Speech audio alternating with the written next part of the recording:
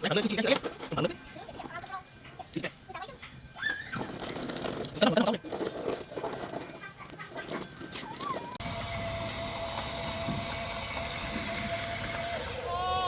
Bọn anh nó cũng cô cà phê chuyện họ liên với mày rồi. Chuyện cũng cô cà phê. Tóm lạc lên. To mấy kia sư không sư Đại Dương đó. Nữa. Tới ở đây, tới tới. Tới. Hết đây rồi. Ở đây rồi. Đó. Ôi, vô cạch.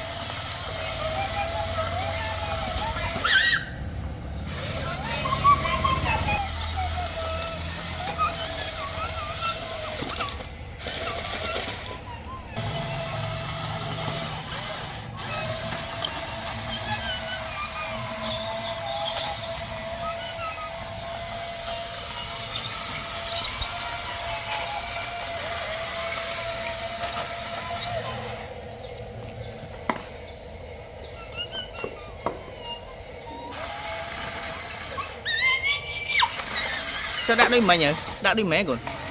Sao đã đi mà nhỉ?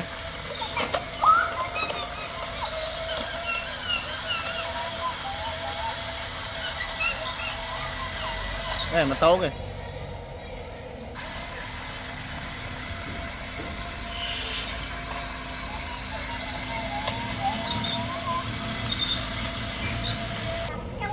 Họ tự lạnh thôi.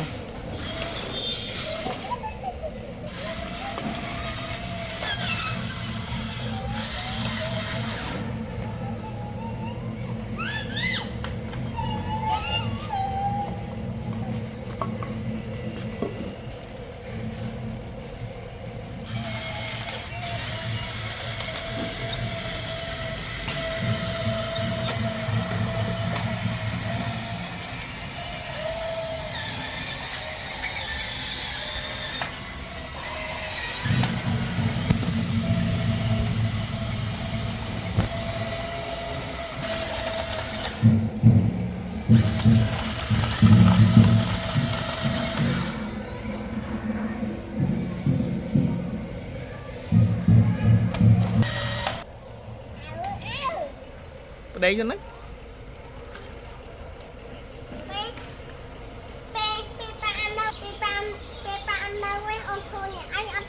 À năng cái đạn đi môn nè. Cái đạn khang đi môn, đạn khang miền chụp bạ môn nè, cái đạn khang miền cam nè. Đó dần, đó hai đại trẻ. Hai sọc này trâu môn nè. Yeah, sọc này trâu hai bằng cái đạn nụ. Quả này là lố gần miền ngam á. Chẳng những đạn sủ. Phải nhớ. Chẳng phải ôn đạo đang khỏi môn con nát. Ok, good. Nè miền cam cam nhỉ.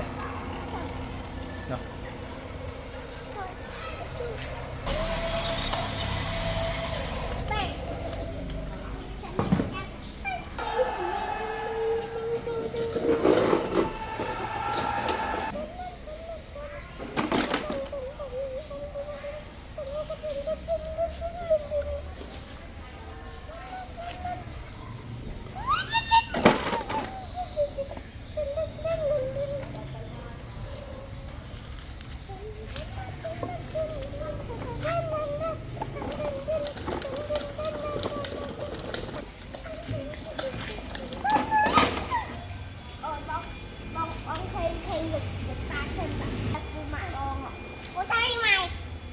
Phải chia ba cái con, phải chia ba cái gì?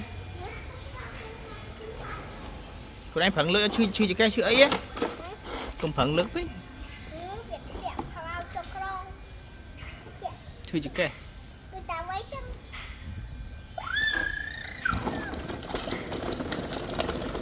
Còn tấn không mà to kìa.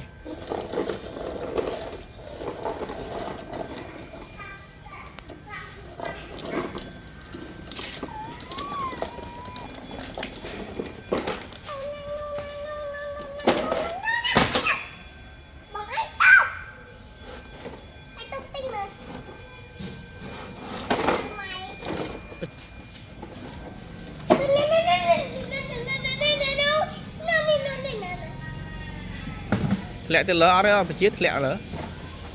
Ở đây lẹ lỡ còn. Đã cho khóm không? Đây lớn mau. Thay lọ lọ lọ lụm ta cho rồi. Ôn lên pa lên. Ôn thở bông. Ở đây. Bắp ơi. À bông nè mơ ôm bắp ơi nè do thôi. Bắp ơi. Bắp ơi.